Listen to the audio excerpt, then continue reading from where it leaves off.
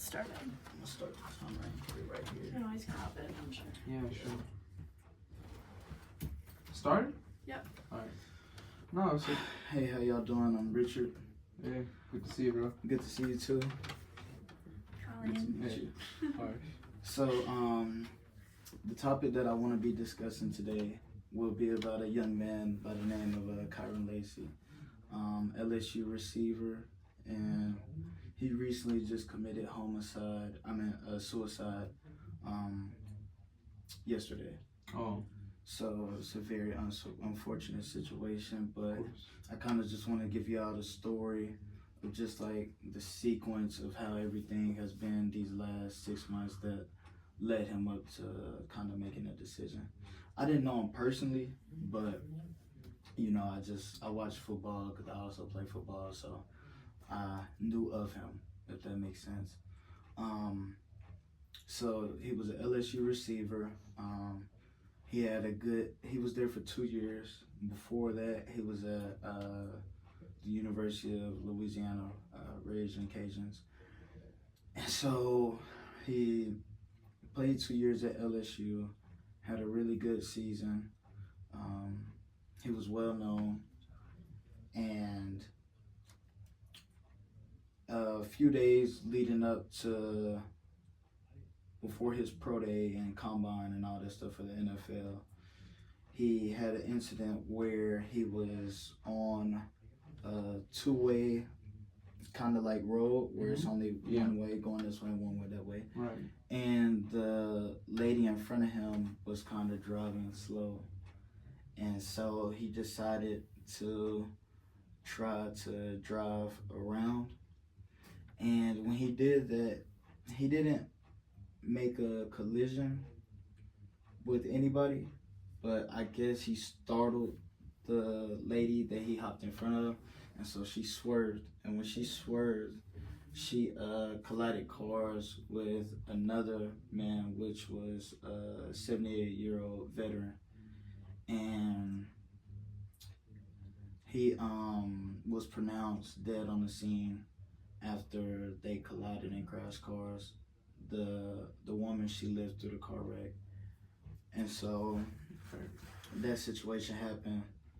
I think it was camera footage, so later on they found out who it was and like who was the reckless driver in the situation. So they brought it up, and then at first it was a case, and so after that the case had got dismissed. But once he got arrested, he did a few days in jail, and then I think he had a bond. I can't remember what it was set for. He got bonded out. Yeah. And then while he was doing that, he started training for like his pro day and his combine for the NFL. He did that. He tested real well. It was just a very devastating and unfortunate situation. And it was just a bad decision that led to just total chaos, you know, more than what it had to be if he would have just stayed patient and not hop in front of somebody, you know. So he goes through his pro day and stuff like that a few weeks ago. I think that's what, like a week and a half ago. You know, he talks to NFL teams and stuff like that. But now he has this record and he's dealing with this case right now. So his stock in the draft, it dropped.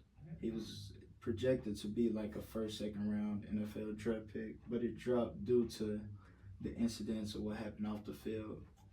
And That's unfortunate. very unfortunate. Yeah, bro.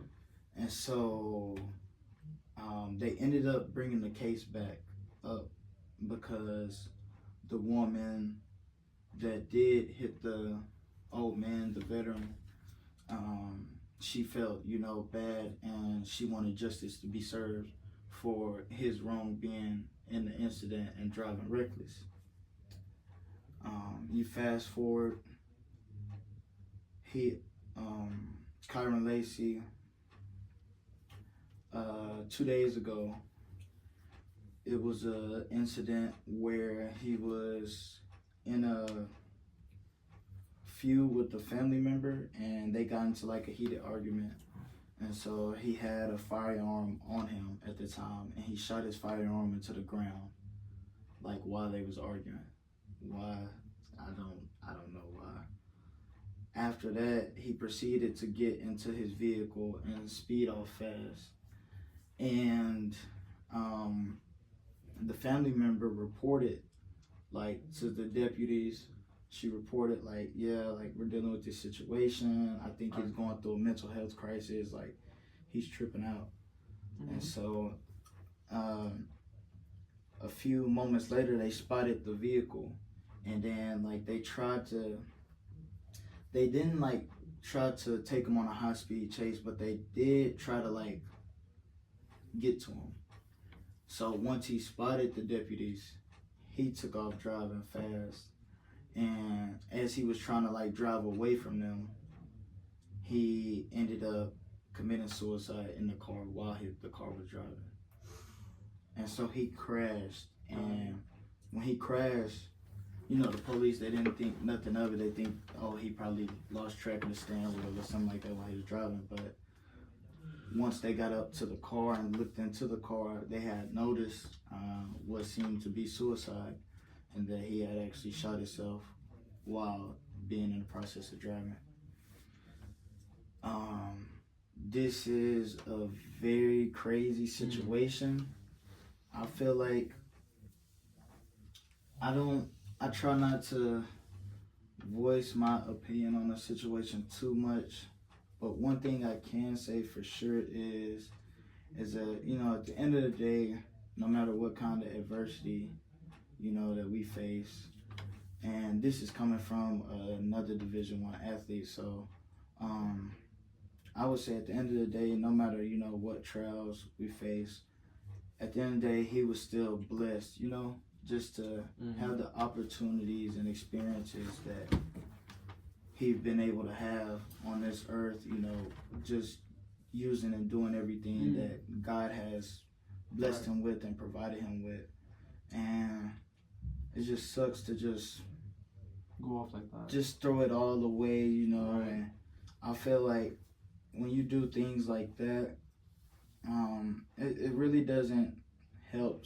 Like, it doesn't bring benefit to the situation. Exactly. What's going on, because you're leaving so many Thanks, family, friends, loved ones behind, you know, to deal with the pain, and now you're just putting the pain on everyone else. That's so true. When, you know, the case had got dismissed at first, so it's not like nothing was gonna be probably too bad. It's what he thought it was gonna be, but I think he just got overwhelmed in the situation and just made a split decision, like, real quick, based off of emotions and feelings at the time. Which is just like, you know, you don't realize how loved you are until you're gone. But, like, I feel like everyone, like, you know, like, we all have people that care about us, and, you know, it just sucks because you don't really see or you don't really feel it, you know, because maybe you think, oh, you don't have nobody to talk to, but, like, the whole time it's like it's really people out here that genuinely care for you, genuinely love you. Like, you just gotta reach out for help if you're dealing with mental health or anything like that. And it's just sad because there's so many young kids that, you know, probably looked up to him as a role model, and just him being on a big stage and being on a big platform, being at LSU, and just with all the success that he had as a young man. He actually had just graduated also from LSU a few weeks ago too. And so it's just sad to see how that story unfolded, and how it's kind of like one of the trending topics right now, surrounded by, like, the athletic world and side of things and stuff like that. My biggest take on it is just, I feel like as Division I athletes, we got to understand how blessed we are to be in the positions that we are. And, you know, we might face adversity, or it might be some things that don't go our way, but at the end of the day, we got to look at the bigger picture and the brighter side of things. And look at all the things that we do have and not look at, you know, what we don't have, or Exactly. you know. So I just feel like we just gotta be more grateful, because everything could always be worse, you know. And that was just my biggest take on that. Like I said, it's just been, that's one of the, whenever I thought about what I would speak about, that's one of the first things that came to my mind, because it's just like, it was just a crazy story. Just wild, you know. I think he was only like 24, 25 years old. Oh, that's young, bro. So it's like, you had so It's much only a couple life. years older to us. Yeah, you had so much life to live, and I just feel for like his family, his friends, coaches, teammates, everyone that built a relationship with him over time, you know. And for any kids or anybody that looked up to him as a role model, or sometime like they probably aspire to being like him one day. It's a sad situation, you know. Do you have any questions on the topic or anything like that? I just want to say it's pretty unfortunate that it had to happen the way it did, and like this is kind of relatable. And like the one thing I kept telling myself is that, you know, no matter what happens, just never like, you know, take your life away like that. You know, you can't do that too. I mean, it's one thing to like take your life away and end it all for you, but then what about the people that, you know, care for you? What are you gonna do with them? You know, you're also leaving them behind, right? And like, there's so much more to life. Like you said, when that guy was trying to like flee, he could have maybe gotten some help and everything. That could have been a chance for redemption, but then he kind of like, you know, took it away at the same time, right? And I don't blame him, right? I understand, like, obviously it's a turmoil. It's a huge turmoil for everyone, and yeah, it's pretty unfortunate the way I had to go, but I just hope his family and all are doing well now, at least. Yeah. It sucks the way it had to happen. Yeah. The build up of everything, but then that's the one thing I keep telling myself: I'll never take my life, no matter what happens, even in the worst of situations, because there's always gonna be a way to get out of it. Have you ever had like a lived experience like this, like yourself, like a family member or you or just anybody that you know of that dealt with this? I think one of my friends' neighbors apparently jumped off a building out of stress due to like Indian curriculum and exams and everything, and it was like really this is spread out, you know, in the news and everything. Everyone else found out about, and then my parents and I and my brother, we just had a discussion about how we'd never take away our lives. We can't, you know, leave any of us behind. As the four of us, we're like the dynamic family, you know. Can't leave anyone behind. Can't leave either, you know. That's understandable. I'm sad to hear that, man.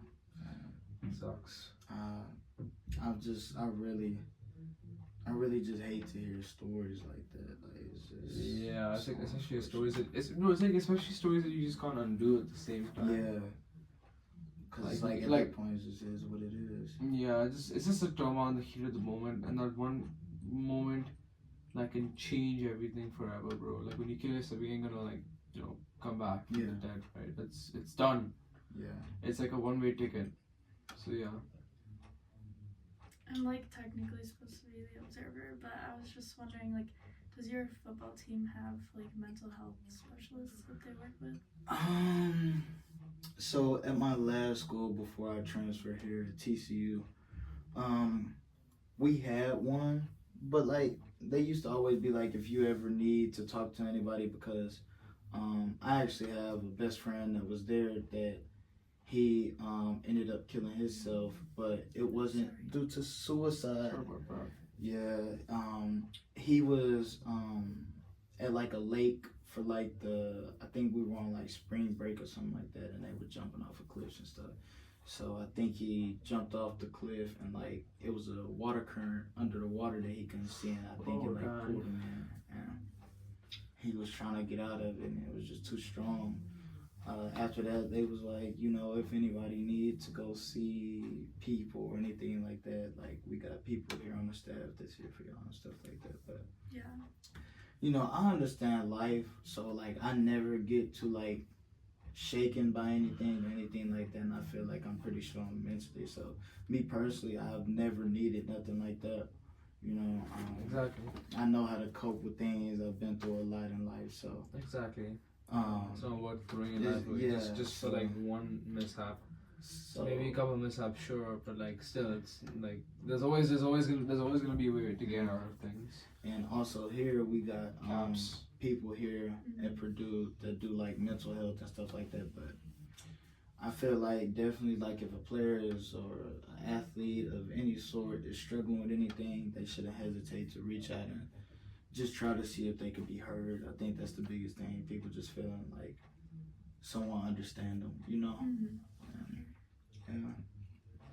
But that's everything. Thank y'all for listening, and It was a good stuff, Yeah, man. I thanks for enjoyed speaking to sharing. y'all. Thank you. Great. What's up? So now